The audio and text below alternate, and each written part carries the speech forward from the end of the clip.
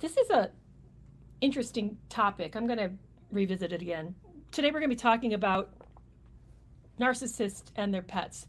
And this is a really interesting topic because it's something that I know those who have been affected have been incredibly, incredibly impacted by it, to the point of devastated, like feeling like they can't even function as a result of it. I'm thinking specifically, for example, of my sister who loved her pets. She had a Pomeranian lapdog. I think she got it as a rescue animal. This little cute, I think his name was Ren. Ren went everywhere my sister went, and she just adored. She adored Ren. And she noticed that Ren was getting increasingly jittery and just anxious, struggling to be alone, just nervous. You know how, and it's a little tiny dog that, just like maybe 2-3 pounds wet. It would sit on her lap and go everywhere. And it just started to get just anxious and stirred up and scared, how they do, almost kind of irritable. And she somehow, and I don't know how she did it, but she caught her soon-to-be ex-husband kicking the animal when she wasn't around. And mind you, this is an animal that it wouldn't take a whole lot to break a rib or break one of its legs, or even something more catastrophic, because it was light. It was, probably less than a basketball, weighed less than a basketball. So it horrified her, and I know she just felt like she needed to take the animal everywhere she went, that she got into the habit of doing that, was to keep the animal safe. She needed to go take it with her wherever she went. And I had another friend who loves her animals as well. They're her children. She'll say that. This is a good friend of mine, a close friend of mine, and her toxic partner kept them. He wouldn't give them up. And then he would torture her later by calling her to give her updates on their health. Like, they're real sick, information like that, as a way to, first of all, torture her, make her feel horrible, but then also to dangle something that that he was not going to allow in her life, that this animal was not something he was going to give. These two animals were not, he was not going to give these animals back to her. And it was just a way to keep her on the hook. And then the last thing he would do with it is that he would then ask her for more money. It would be a way for her he would leverage that connection she had with her animals as a way to extort her and blackmail her emotionally. So I'd love to talk about pet abuse today with you, about why toxic people harm animals, harm your animals. Why do they even bring them into the relationship? What is the angle that's happening? Let's understand better what's going on in these toxic relationships so that we can better protect your pets, better protect your animals. Maybe you're even thinking about getting a dog, that maybe that might be a solution to something that's happening in your relationship. Maybe you're feeling a little lonely, or you wish there was more comfort, more contact with somebody, and you've been considering having a pet in your life. If you're in one of these types of relationships, if you're living with someone who has narcissistic tendency or traits, I'd really want to urge you to rethink that.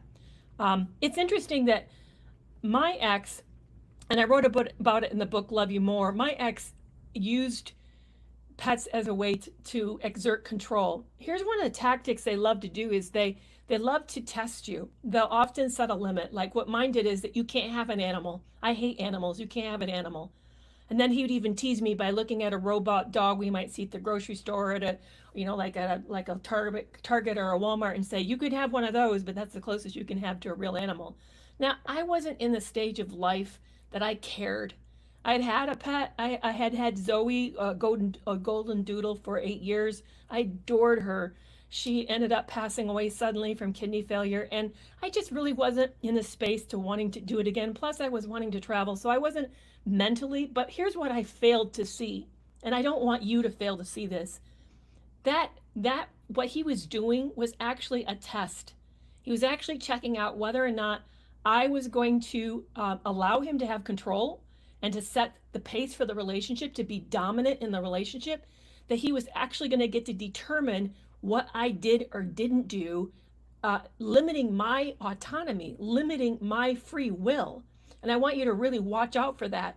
And it also told him, by my willingness to fight, not fight back, and just to sort of cave and be sort of like, oh, whatever. It showed him that I was open to manipulation, that I was open to being compliant and going along with the rules that he set. And I really want you to watch out for that, because that's puts you in danger. You're telling somebody that they can do that you're open for possible exploitation and manipulation. So I really, really want you to watch out for that, because it's a green flag for them, but that behavior should be a red flag for you. And I failed to see the significance of it when it happened. I failed to see that healthy partners shouldn't come in and say, you don't get to have, or we're not going to do this. They should not set ultimatums in your relationship. I mean, it's one thing if somebody comes in, here's one of mine. Unfortunately, would I like a pet? Yeah, but I'm allergic. And now when it comes to cats, I'm highly allergic, to the point that whenever I'm not on dating apps at the moment, but if I'm ever on a dating app and somebody says I have cats, I immediately swipe left. Not because I don't think that person's an amazing person. In fact, I love the fact that they have cats. I think that's awesome. But I can't live with a cat. And I wouldn't want to put somebody in a relationship where you have to choose between me and your animal. That's not going to work. That's not considerate. So it's one thing if you start into a relationship and say, hey, I have this issue and it just is a no-go for me. But I want you to know, because I don't want you to have to make a choice. So I'm just not going to be, I think it's best we don't have a relationship. That's much different than coming into somebody saying, oh, I want a relationship with you, but by the way, you're never having a cat. Not ever. I'm not letting you have a cat in your life. Really? I'm an adult. And I have a feeling that, if we were to put the shoes on the other person's foot, that person wouldn't want me to tell them what kind of job they could have, or where we will or won't live. Those types of things. So so watch out for people who come in and sort of make these claims, the ultimatums, because you're actually seeing someone who's testing your compliance, you're testing your vulnerability, you're testing your openness and your agreeability-ness. I'm sorry, that's not a word. How agreeable you are, and you're signaling to them that you're vulnerable. So let's talk a little bit more. Why are narcissists so harmful to pets? Often, I don't know many narcissists. I'm trying to think off the top of my head, and I love those of you who are listening to me. How many of you have known a narcissist, somebody that you really felt met the criteria for narcissism, and they had an animal as a pet, that they owned a dog or a cat, that they actually had this long-term relationship with an animal? I suspect, I have a hunch, I don't have any research to back this, but I have a hunch you're going to find out that they don't. That this is just, they don't make commitments to anything. So, oh, your ex-husband did, Brooklyn? So your ex-husband actually had a relationship with it. How healthy was that relationship? And was that animal psychologically well? Or was it, I'm thinking, I'm like trying to imagine all the scenarios. I think some, for example, have animals that they train like as sort of like a watchdog, or guard dog, maybe. I can see that. Oh, it validated him. That's interesting. So this animal's, that's really intriguing. I think you're going to find them in two camps. Now that you're putting it out there. I appreciate that. You're helping me remind me there's a group of people that would see the animal sort of as an extension of themselves, and they would really love that, and then use that relationship as a way to do that. But I also think, yeah, exactly, a supply. I also think there's another group of where they just don't commit to anything, and because they don't commit, that they're not going to have a good relationship with the animal. It's too much work, So somebody else says, mine did, but he was very much with them. There was no leashes or there was no leashes or tiny dogs. Oh, one was even hit. Ugh. So one even got hit by a car. Yeah. So you're trying to show that sometimes there's a lack of care or follow through. A good relationship, and putting effort, accountability, responsibility for the care of this animal. But when it comes to your pets, you having an animal in your life, I would love to know how many of you ended up feeling like you couldn't leave your pets at home, or you actually sort of negotiated the schedule so that you knew that the care of this animal was never left to the toxic person. I would love to have you guys talk to me about that. I had a feeling that I bet you instinctively knew this was vulnerable and you're not going to like let this person around them. Yeah, exactly. A lot of you are saying, yeah, me. Mine tried to keep your pets away from you. Ooh, that, yeah, yeah, I can see that. So what happens? Let me kind of dig into that a little bit. Oh, so good to see you. What a little bit good to dig into this. What happens in these relationships is that narcissists don't see people as people. They have what's called an I-it relationship. You're not a you. You're not human. You're an it. You're no more significant to them than their phone is, or their car, or some other kind of expensive, and not even expensive. Sometimes after a while you feel like you're the cheap junk car, but they have an I-it relationship with you, and they end up seeing the animal, your pet, as an extension of you, because that animal's bonded to you. Which, think about that. Here's a person who wants your full attention, all your adoration. They want this person to be, they even want you at times terrified of them or afraid of them, or intimidated by them. And you have this animal, this other relationship in your life that's giving you all this affirmation and love and support. And then you're there and they see that, and they see that as competition. Your pet becomes competition to them. And so what if you're a person who's controlled by jealousy, and you feel nothing's outside the boundary, and life is perpetually unfair to you? What are you going to do to an object of the person you see as an object? Well, you're going to take advantage of that. You're going to be hurtful. You're abusive. You're more likely to be you even may even in the beginning love bomb the animal as a way to get access to the owner. I've seen that too, where there are people who actually will like act like they're an animal lover. They actually aren't, as a way to then get themselves in good with the owner. And then once they in the relationship you're going to find them starting to squeeze out your relationship with your pet. I bet you they're going to start complaining about how expensive the animal is, how you that they take up too much of your time, that they're going to maybe they're going to let accidents happen in the house, so they're going to see it as too much disruption, and they're going to start to just like they work you out of having a relationship with your friendships and everybody around you. They're going to, somebody just said mine got jealous. They're going to do the same thing with your relationship with the pet. They're going to see that as a threat, and they're going to start to then create all these reasons why this animal shouldn't be in your life. Or the other worst thing is that when you're not around, they're going to take out that rage, that anger, that resentment on your animal in your absence. And so if you've noticed, one thing to keep a watch out for, if you've noticed your pet starts to be more skittish, easily fearful, starts to react to things like loud noises and new strangers, you're starting to even act kind of funny in the house, like don't want to go to certain places, or starts to have more accidents in the house, you're starting to see an animal's mental health degrade. That's a sign that your animal is psychologically in trouble and is having a lot of issues. And I would really urge you to slow down and take a look at, maybe is it possible that your pet, that they're experiencing abuse in your absence. That's what happened in the situation in my sister, is that my sister's little dear little sweet pets were being abused when she wasn't around. So be very, very mindful of that as a potential risk. And here's the other place that we're extremely vulnerable, and that is when we start to want to leave. Think about it. People who are angry and resentful and high conflict and antagonistic, and they see the world competitively, and they want to make life miserable for you. How much better is it for them to threaten you with the loss of your animal, a loss of your pet? Either threatening to take away from you, threatening to take you to court over it, threatening to fight with you. I mean, all of those types of issues, just to make it extremely difficult. So I've seen that happen. It's really, really heartbreaking when it happens. Hey, Maria, so good to see you on Facebook today. So Maria said, I asked my husband to watch our dog who was in her first heat, and he slept through it, and there was a conception. Wow. Yeah. So like exactly like that. There's no like no attention to that, no care.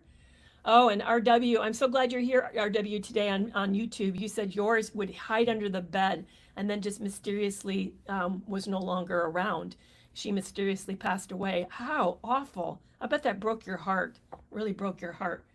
So I would, somebody else just said, mine's been starting to bite me. Yeah, that's also could be behavior that you're seeing that your animal's really stressed and feeling. Think about the fight or flight, what it would look like in a pet. I mean, you know what it looks like for you. Remember, there is fight, flight, fear, I'm sorry, freeze, or fawn. So if you have a pet that's doing a lot of licking and like buttering up, that's fawning. They do fawn, by the way. Or you may see them freeze, just like like RW's hiding under the bed. That's a good example of a freeze. Or also fleeing. That's another example of fleeing. And then you may see the fight, especially the snapping and biting and, acting really, really careful and cautious around people, being scared, that excessiveness. So if you're seeing a change in your animal's behaviors and a change in around how they're dealing with food and water, and then there's a change of how they're treating strangers, your chances are you're seeing an animal's health, the mental health of an animal, degrade as a result.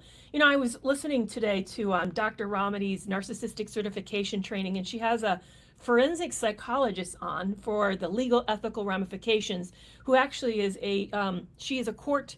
She often is an expert witness in court cases on narcissistic abuse. I don't recall her name. I know a lot of you would like, oh, I'd love to know who that is. I'll have to remember who she is so I can tell you who she is. But she was talking about the fact that narcissistic abuse is an erosion of our identity. That when we get into these toxic relationships, they literally are emptying you of you. You are being quietly, over time, and subtly, almost like, think of how there's slow poisoning, where you don't even realize that it's happening, but over time, you're losing confidence in yourself. Now, let's take myself as an example. Prior to meeting my narcissist, I had written several books. Was also working on a new book. It was a new adventure. I had a private practice that I started up myself. I did it completely by myself. It was very successful. I had no problem marketing my practice and being as busy as I wanted. So I was very independent. My late husband supported all that. He was like, hey, you go for it. He was like totally, rah, rah, rah. He was my cheerleader. He loved that I did all of that. I also taught myself, just to give an example, I actually owned a spinning wheel like Snow White, and I taught myself how to spin yarn. And then I got so good at it. One of the national leaders of making sweater patterns, selling books, reached out and asked for people to spin yarn for her, to sell her own exclusive yarn for her line. And I was hired, and she paid me. She paid me to spin yarn for her. So I was one of these people that, you tell me something kind of new to do, kind of exciting, I would go learn to do it. I just love to do that. So then I get into this toxic relationship, and next thing I know, I hear that I can't hang clothes right, that I'm not putting groceries correctly away in the refrigerator, that I'm sending out wrong, poorly. This is a person who couldn't even speak English 100% fluent, and I'm hearing that I'm sending letters out inappropriately, or that I'm not conducting business right. And slowly what would happen is he would eat away at my self-esteem and make me feel more and more insecure, just to where I started, like when I was in front of people, I stuttered. I struggled talking, or I wouldn't talk at all. I stopped writing, by the way. I wasn't writing when I was in that relationship. I couldn't even feel like I could take the risk writing, because I knew he was like always over my shoulder watching me, and that I could never do anything correct. And because I wanted him to love me and I wanted us to work out, it was just sort of like poisoning me. I actually think he actually was poisoning me on top of it, but it was eroding my confidence, and I started to shut down. What I'm doing today with you right here, right now, there's no way I would have felt the courage, I'd have the ability, the confidence to do it, that I would have even wanted to risk trying to do it. I knew he would criticize me, make fun of me. I know that he would watch my email. I wrote for Quora at the time. In fact, I was named top writer of Quora for 2018. They don't have that program anymore, but back when they had that program, that was a really big honor because there were hundreds of thousands of people who wrote, and they only named a few hundred people every year. So the fact that they named me was an incredible honor. It's like a title you got to wear. And he would read my Quora article, like my little Quora blogs, like what I wrote. It just was constant intrusion. So yeah, they really wear us down. And so this forensic psychologist was talking about the extent of the abuse and how traumatized you are at the result of it. And that's why we got to watch out for not only ourselves, but our children, for our animals, for all these types of, these relationships that we have in our life that are really depend on us and us being in a good, healthy place. So it takes time, getting out of these toxic relationships take time to heal. But I want you to be warned when it comes to your pet, be really careful because you're vulnerable there. A very, very, very vulnerable. And if you don't have one and you're thinking about getting one and you're in one of these relationships, I really urge you to rethink that. You don't want one more angle where you feel exposed and super vulnerable. So I would love to kind of now take your questions. I know that you guys are also talking to me a lot of other things. I have something I want to, now that I'm so happy that Scrap a Mail is in the audience on YouTube. I was hoping you'd come today. I want to talk about something for the men in the audience. How many men do I have in my audience right now? If you're a man, could you like put your hand up or a thumb up or something emoji in the chat box? I am right now looking for men who would give about 45 minutes to an hour of their time in June. You'd have a choice between 3 times in June. Hey, so good to see you. I'm happy to see you, Bronco Parbiche.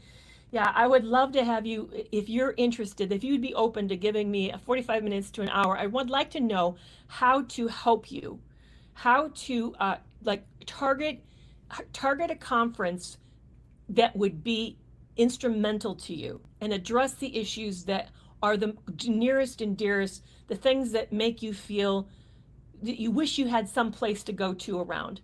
I'm going to Scrap a Mail. I know I always call you Scrap Along. I don't know why, but I hope you forgive me for giving you a new handle there. But Scrap a Mail, you're one of them on my list that I really would love to invite you. It's not in this notes right now. I'm going to put it in right after the live is over, but there's a short little, like just your name and how to contact you. So if you meet this criteria, please consider filling out that contact information so I can send you a follow-up letter so that you would consider doing this. And by the way, there is compensation. So if you give us an hour of your time, then we would be, you love it, Scrap Along. If you give me an hour of your time to be in this focus group with a few other guys, you would get paid. Not a lot of money, but a little bit of money. You'd get paid something. But you would be really helping me a lot in that. So that's number one thing that I want to talk about. I also want to let you guys know that for those who are not, I will make sure those who are not in TikTok that you have a URL, how to be able to buy that. But I'm selling my friend's book on TikTok, Lisa Sunny's book called Narcissism Unmasked. So this is a directory. So if you guys are struggling to know how to define a term, like you're around your friends and you use that word hoovering and they just look at you like, are you selling a vacuum or something? Or you start to say, I've gone no contact. And even that phrasing, if you think about it, gone no contact, that actually phonetically makes no sense. Lisa has taken an alphabetized book, an alphabetized list of directory let me start over. Lisa has made an alphabetized directory of terminology that's common, that's narcissistic abuse lingo. So if you're interested, it's now in the TikTok shop and available. And this is how I send it to you guys. It includes a bookmark and a little heart from me, a little love from me. I actually wrote the foreword of the book, and and be nice to the book layout because the publishing company is me, and I actually laid the book out. So the interior, I'm the one that designed the interior. So I'd love to have you check that out. And for those of you who wanted Surviving to Thriving in TikTok shop, but it was sold out, it's back, but with a new cover. So this is a 6-step roadmap to how to heal after narcissistic abuse. Like, how do you deal with the grief, and how do you deal with your shame, and what do you do with the fact that you can't let somebody go, and what is really cognitive dissonance and all of that. Surviving to Thriving gives you 6 steps to overcome the common stuff that most of us struggle with. It's been sold out for 2 weeks, but now I have copies back, and this is how I send it to you. So it comes with a little lavender sachet, a little flower for me, because I just love that. A bookmark as well. That's a new thing that I'm adding. It's autographed because I co-wrote it with Lisa Sunny. This is Lisa Sunny, and I wrote this together. So I want to let you know this is back in shop, ready to be sold. And then for those of you who are really struggling with cognitive dissonance, you're like, I don't know what's real. I get that all the time. You guys, and by the way, I send this, the same package, the same way you just saw Surviving to Thriving, with the lavender and the bookmark and the little card. But so many of you are like, what's real? See, what they do is they don't want to lose you. Narcissists love to keep us under control because that's the way that they have supply.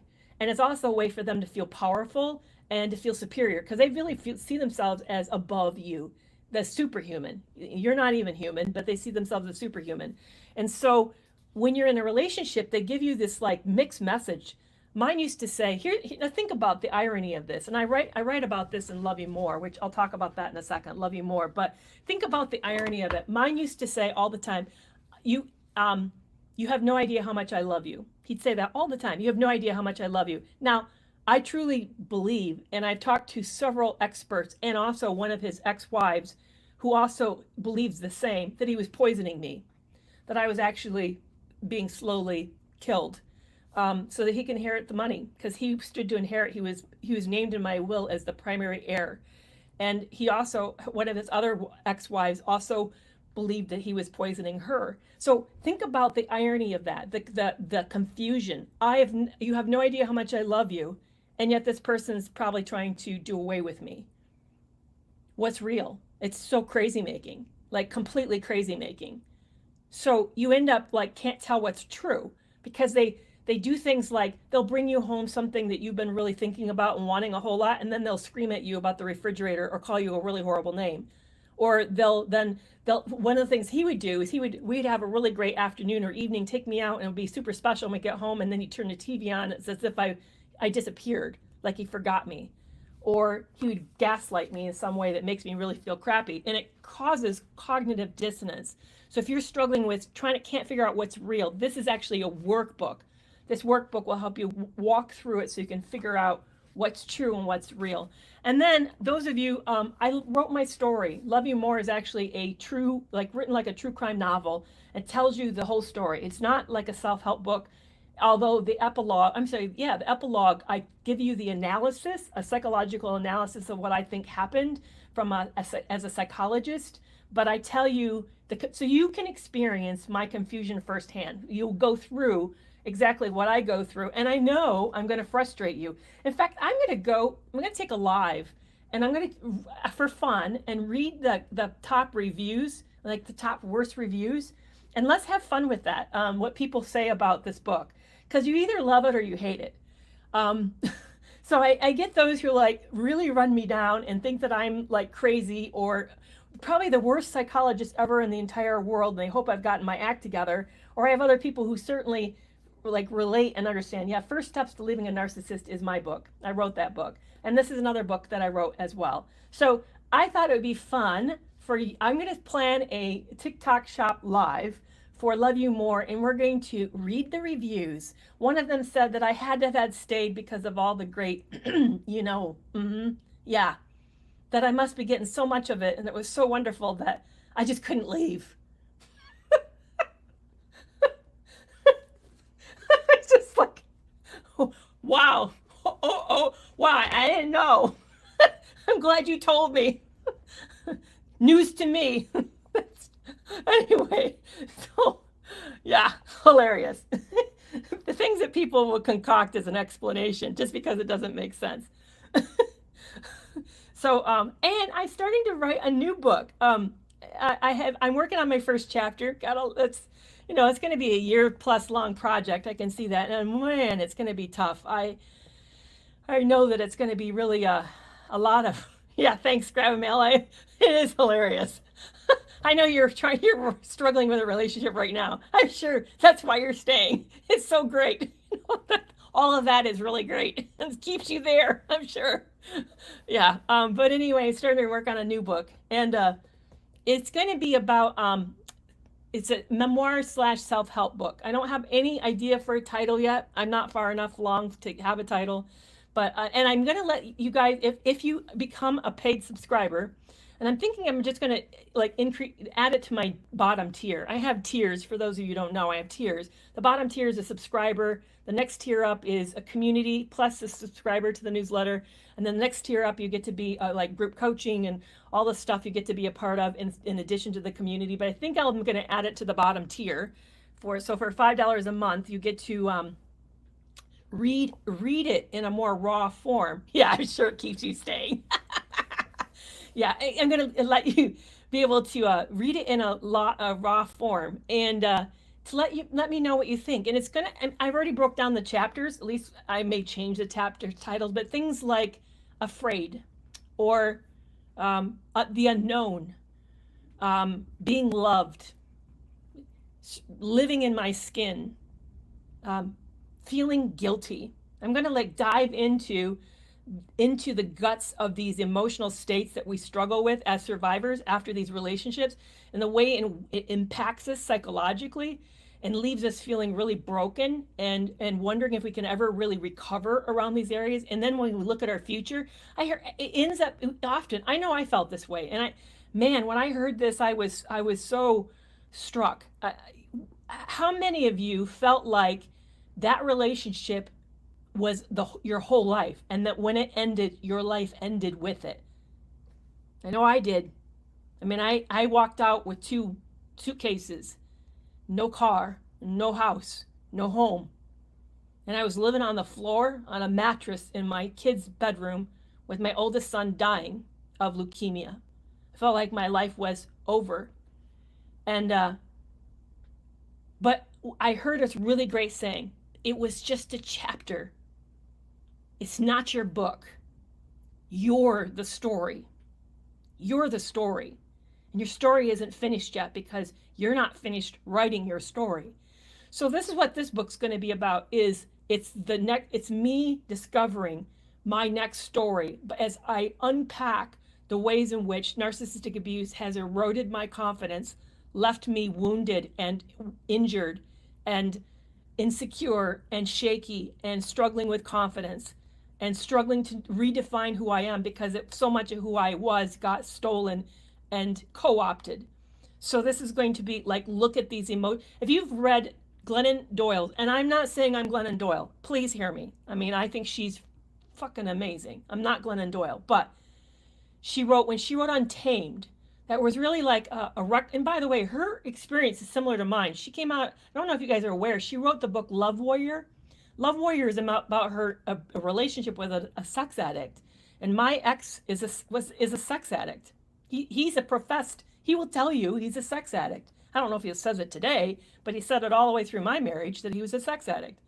So she kind of came out of sort of a similar place as I did. And Untamed is sort of her reclamation and her declaration of herself, of her being an untamed person. So this book will be something similar, but it will be the journey of a narcissistic abuse survivor becoming, reclaiming my life. So if this is something that you think, yeah, I would really like to read along, I'd like to be one of the first readers, I'd love to be able to influence you in the direction of it, maybe even, if there's something that you've not really talked about, that I would love to have, say, hey, Kerry, you didn't mention this, what about this? Or you just want to be the first to know, you really have that kind of interest. If you do this and you become a subscriber, and I will let you know when it's launched, and it's not ready now. I'm just announcing that I'm getting your awareness of it. So please, yes, would I love you to subscribe today? Absolutely. But when you do this, I will make sure that you get a autographed signed. Of course, if it's autographed, it's signed, but an autographed copy. Do I say I write for a living? No. I will make sure you get an autographed copy of the final book for becoming one of these individuals. So if that's something that you're interested in, please let me know. Yeah, thanks. is, Isa. Sometimes my command of English is something to be desired. Yeah. Yeah, isn't that amazing, RW, that how many of them are con? Oh, and I love that, Scrapamel, that their love is poison. It is poison. It does poison us, and it's very, very deadly to us. I'm cute. I appreciate that. It's funny. Watching as I watch my TikTok count followers drop, the more I self-promote, the more I lose interest. But anyway, so, but let me know. So let's take, I've got 40 minutes. I'm sorry, not 40. I've got 20 minutes before I have to go. I'm then hopping over to my membership where we're going to have our large live group coaching following this. If you want to learn more about that, go to Coffee. I have the link in my bio. But what it is that you, yeah, Tammy, you joined in. You joined in when we moved away from talking about pets. That's where I started today. So it will this whole thing will be available on YouTube and Facebook if you want to rewatch it. But we started talking about pet abuse, and then we've just sort of moved over into toxic relationships, and I started sharing some stories and talking about some of the. I have new books. I had a new cover on one of my books, and I also had I'm selling Lisa Sunny's Narcissism Unmasked, and I was introducing that. So that's what you missed. And I got the laughing about, I'm scared, and what you missed that we were laughing about was, I'm going to schedule a live to sell my Love You More, just as a, for TikTok Shop Live. And we're going to talk about the best, like, hilarious reviews that I've gotten, that people would took the time to write about the book on Amazon and Goodreads, and I'm going to roast myself by reading those aloud. And some of them claim that I stayed for the big D, that the D was so fantastic that I just couldn't get enough of it. Yeah, man. Yeah, it was all about that. Anyway, so if you're looking for it will be humorous. We're going to have a blast on that live. I'll make sure that I let you all know. And for those, and I'll make sure I do it across Facebook and YouTube too, so that you guys can join in on the fun. I know it's not a, it's promoting for TikTok live shop, but it will be fun just because the content is so hilarious. As I said, Love You More tends to bring out the hate or the love. So, I mean, yeah. Some people say I'm not a good writer, and other people say it's a fantastic book. I mean, I think you always get that, that mix of, is it the great American novel? Absolutely not. I'm sure my English teacher in 10th grade actually would be very proud of me for doing it, but she would not put it up there next to Hemingway or anything like that. So, yeah. So where did I get my inspiration to write? Oh, I'm a very excellent writer. Like, people either like it or they hate it. I had a guy down in Mexico who, by the way, I found out recently that he bumped into my ex out with a girlfriend. That when ex was on a date, and the guy didn't tell me. How would you guys feel finding that out? If you found out somebody that you knew, this guy lived beneath us. We kind of were, I wouldn't say we were friends, but we were an acquaintance. And he read the book, and he said, I'll read anything you write. I love the way you write. I'd read anything that you write. I know that when people say, oh, I wrote something, like, yeah. But no, this is, it's my own kids. And my sons do not give away compliments. And they say it's good, that I'm a good writer, that I'm very good. So, hey, that's all I need. My children, my sons being my fans, that's amazing. But anyway, where did I get the inspiration? For me, it's the way that I'm wired. I don't know if you know, Isa, but I'm autistic. I'm sure you're like, really? I'm autistic? Yeah, I actually am. I'm very autistic. I hide. You're not seeing my quirkiness because you just get to see what I do here. You don't get to see that I have it. Like today, I'm upset over the fact that I didn't do something I always do on Tuesday, and I didn't get it done today. Now, can I get it done this week? Absolutely. But I'm upset over that I didn't get it done today. And then also on Thursday, I have potentially 4 hours of interviews. And that's way too much. It's a lot, and I'm not happy about it. So this week is like, and then when I have to leave the house, to me, a good day is a day I get to stay home. I don't want to go anywhere ever. And I listen to the same songs forever. I mean, and I could eat the same food ad nauseum. So anyway, I'm autistic. And so writing for me is a really great way for me to process my feelings, because I struggle with knowing how I feel, believe it or not. I think I went into psychology, honestly, to understand myself and understand people, because one of my biggest problems is social situations and social cues. So it's helped me become, I watch it. I'm watching all the time how people are interacting, trying to decode how this works because it doesn't make sense to me. And as a result, it makes me good at it because I do it all the time. But because I struggle with, have you heard of, I'm not going to say it right, alexithymia? It's the difficulty knowing how you feel. I struggle with a little bit of that. I don't always know, like if I say, how do you feel right now? I don't really feel anything at the moment. And maybe that's normal. I don't know. But writing for me is a really great way for me to get into how I feel and to process. And it's a really great way for me to work through what's on in my life. So it's a really great way for me to heal. So that's how I got started. And I've been doing it since I was little. I would write poems, believe it or not, I love writing poems, and I would do all sorts of stuff and with words. I'm not one of these people that know lots of words. I actually don't know a lot of words. So if you gave me the SAT, I wouldn't score very well on the English part, but I enjoy just putting the words together like that. So somebody said, so Scrapalong said, I would celebrate if my ex found a new supply because then my problem would be gone. Exactly. I get it. I hear you on that. Okay, I feel like I understand what the social rules are, but I don't like why they happen. That's interesting. That's very interesting. Yeah, Kate, you know how to find out if you're autistic? I know women are terribly underdiagnosed. I was identified at 57. It was interesting. I was talking to my therapist and sharing with her that my middle son was formally diagnosed as autistic, and he has many issues that he was making it hard for him in school, even though he's a high level genius. He's been tested. His score is outrageously high. But he was struggling with school and he struggled with language. So I finally had him see a friend of mine who is a practitioner in diagnosing autistic men. And he said, Kerry, I knew within 5 minutes your son was autistic. And I just looked at him, and my son was like 22 years old. Like, how did I not know? I mean, I didn't know. And I knew my oldest had issues because my doctor, the pediatrician, kept identifying all these issues and saying, but he's not ADHD, I just don't know what's going on. Now I know all of my children are autistic and I'm autistic. So I was talking to the social worker about my sons, and she says, have you ever considered that you are? And I looked at her and said, no, I'm not. She says, no, I'd rethink that if I were you. And that started my journey. And sure enough, I just did Kate, that's what I said. I took the RADS, and I also did the more Aspie test and camouflaging, and I just scored dead center as a female autistic woman, dead center. And then I ended up, I'm very sure my son's evaluation was accurate, extremely for sure. Oh, no doubts. Now that I know he knows it too. Now that I know what it is, oh yeah, absolutely. All my sons are. I'm a psychologist. I mean, I'm very familiar with the DSM-5 and all of that, but yeah. And then I talked to other autistic women, and then they said, yeah, absolutely. We could see this is very something you're struggling with as well. We see it in you. So Scientsica, I don't know how you want to say that, or Savetsky, it must be a Russian name. It's very beautiful handle.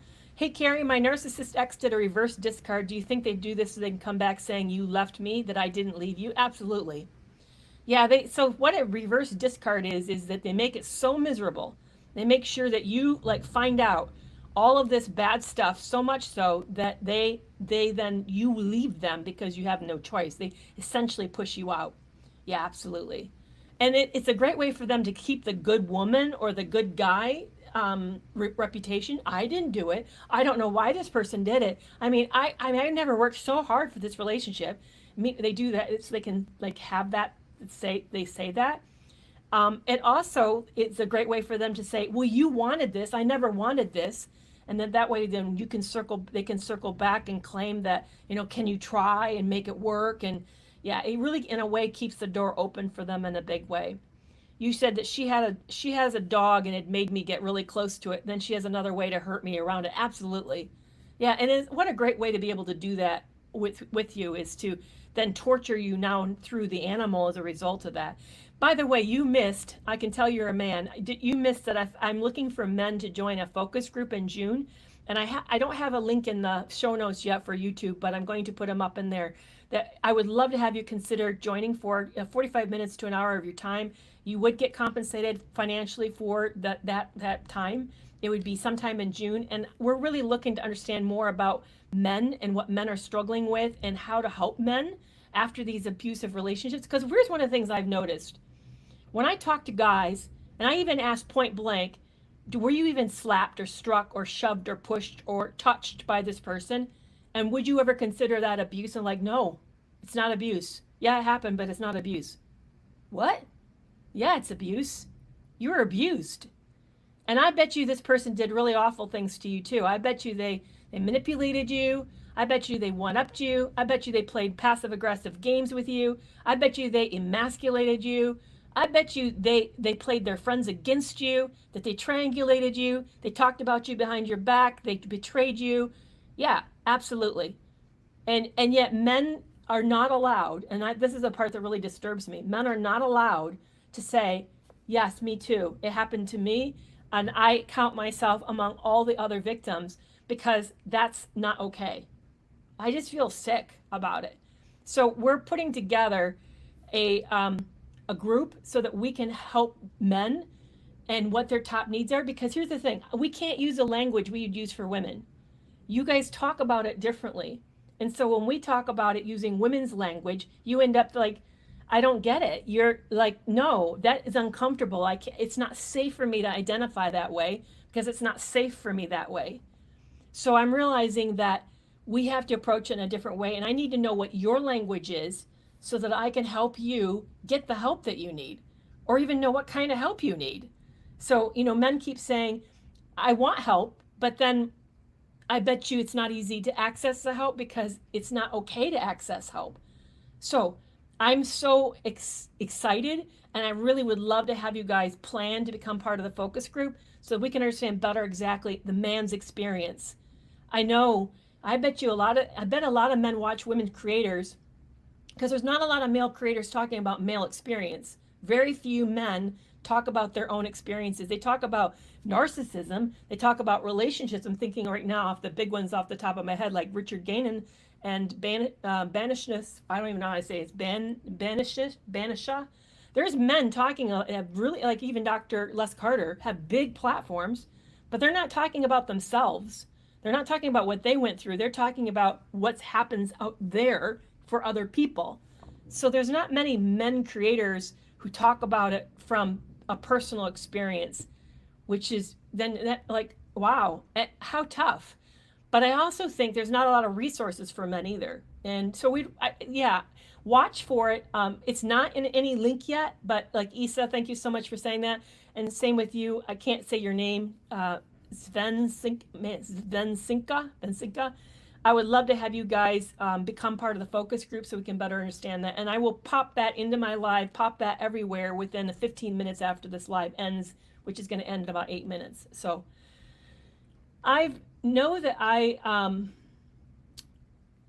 oh, Tammy, thank you for subscribing. I appreciate that.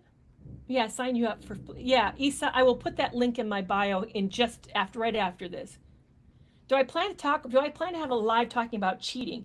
Yeah, absolutely. I'm right now, I have a whole year's planned out. All the topics every week are actually planned out. Yeah, you can also email me. That is true, Isa. It's at hello@Kerry McAvoy Ph.D. hello@Kerry McAvoy Ph.D. I know, Scrap-A-Mail, that help is not available. So I would love to hear from you how I could position things in a way that would make you say, yeah, sign me up. I'm ready. I'd like to be helped like that. So Susie, you're saying something that's probably true. You're saying my son seems brainwashed and he seems confused. Yeah, he is being brainwashed. They do that. It's very, very fascinating how they do that.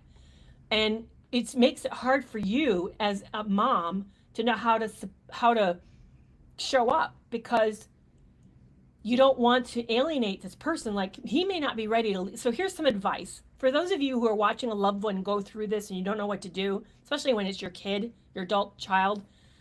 if you weigh in and say what they should do, you're alienating that person from feeling free to come to you, because now they know, oh, I can't ever go to him or her because they're going to tell me I just should get out. Why am I not getting out? And you don't want to do that. You don't want to alienate that person. This includes friends and everybody else that you love in your life. What you want to do is to be available, to show that you care, that you get it, that you're concerned, and that you're there. You want to emphasize that your availability, your care, your concern, and the fact that you want to be there for them in a way, what best way that you can. So that's what I recommend. But I know what I'm advising you to do. I'm basically saying, watch your guts get torn out as you watch your beloved child or beloved one be terribly wounded, and go through this for a while until they are to the place where they're ready to leave. You might, you kind of be careful about this, because you know how too much help really turns them off. But you might want to say, hey, I found this really great podcast called Breaking Free from Narcissistic Abuse. I listen to this creator all the time. I really love her. She's so accessible. Her name's Dr. Kerry McAvoy. But then drop it. Don't say any more than that. Just drop it, because they have to get ready to come to you, and then get the help when they're ready. And in the beginning, they want this person to love them, and they keep thinking. This is the very dangerous things about toxic relationships. And any of you who've been in one, you keep hoping that if you just do the right combinations of things, they would leave. You keep thinking this can be fixed. In fact, somebody else asked me earlier, I don't know if they're still here, what percentage of narcissistic relationships and narcissistic men or toxic men ever change? Nearly zero. I hate to tell you, and the same goes for women. Nearly zero. They're not the ones who go get help. Their disorder is what drives all of us to get help, but they don't get help. So basically, you watch your son or your daughter become a shell of themselves as a result of somebody else's toxicity and emotional mental problems. It's weird. It's bizarre how that happens. Normally, if you're the one having all the problems and you get, you can't stand it and you go get help. But no, they don't see themselves as having the problem. Meanwhile, they drive all of us around them to go get the help, because it's killing us. While they destroy their lives and blow everything up, they destroy us in the process. And then we finally, after we realize, wow, nothing's working. I've tried this and I've tried this and I've tried that, and nothing's working. They then eventually go, if even then. So it's awful how that works. It's one, and this is something nobody ever explained in graduate school. So most therapists who were trained a while ago don't know this, that narcissism, what it's like to live with a narcissist. They really don't. I actually heard, again, Dr. Ramadi's certification training talk about this today. This is one of the disorders that most clinicians don't have firsthand experience with. They're just like, it's a textbook experience. And what they learn in textbooks is they learn about what causes narcissism and possible theoretical understandings of it, but they don't know what it does to those around them. They don't understand the implications. And it's a condition, it's a disorder. It's not really a condition. It's a disorder that causes problems for the world. They cause, while they walk away feeling superior and untouched by all the chaos they create. Chaos, absolute chaos, and destruction. My ex has had many relationships. He's very good. He's a predatory when it comes to being able to get women to fall in love with him. I was wife number 5.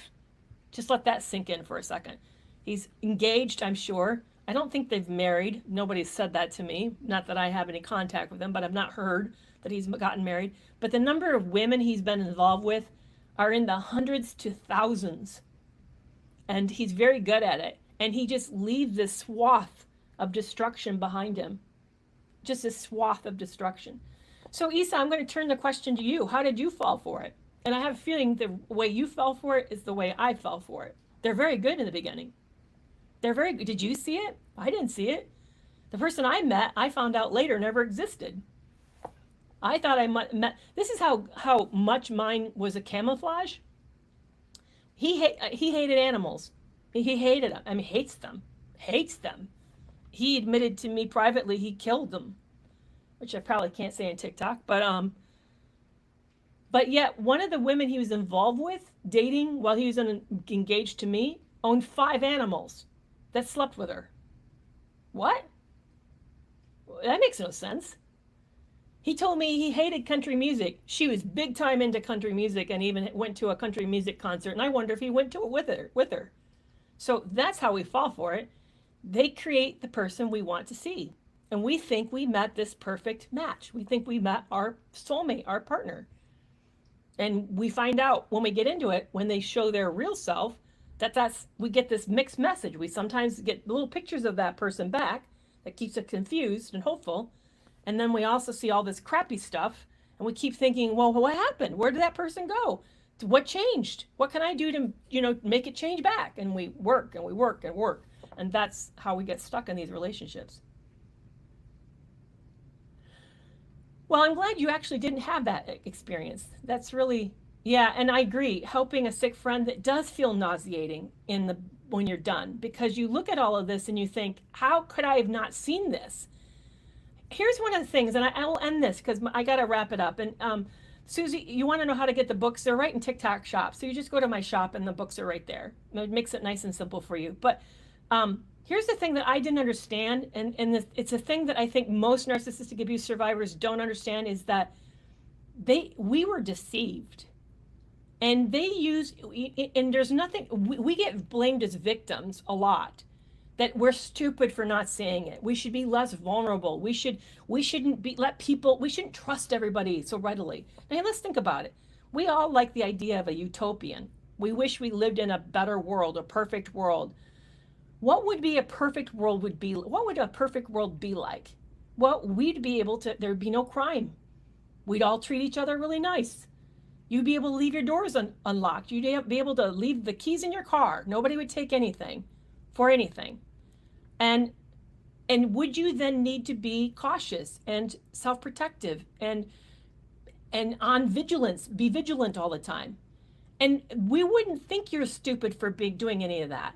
So you and I and everyone else who's ever gotten these relationships, we aren't the problem.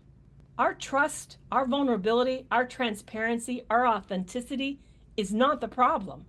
The problem is that there's predatory, toxic, wounded, hurtful, manipulative people who are willing to cannibalize other people, actually willing to cannibalize your love, your support, your trust, and your good nature to benefit themselves.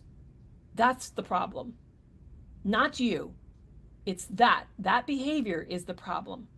And no, Tammy, you did not make him narcissistic. He was already narcissistic before you met him. And mine did like to joke that he was one. He kind of knew that he was, and he thought it was funny. It's not funny.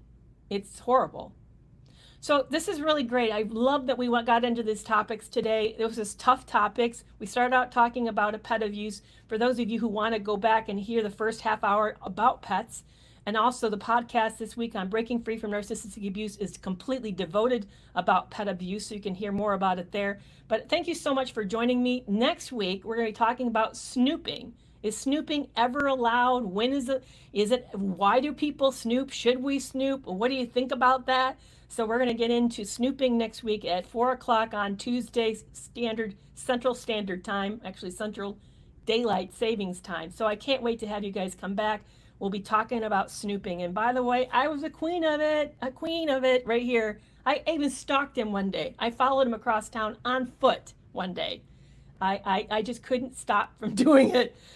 So let's get into why and if you should and what I've learned about it and what I would tell myself today. Let's get into it next week. So I really love and appreciate all of you. If you're a man and you heard me talk about the focus groups, come back to my links in my bio in about 10 minutes. They'll be there. And then you can please sign up to be for the focus groups in June. I really love that. All right, you guys, can't wait to talk to you next week and see you then. Bye-bye.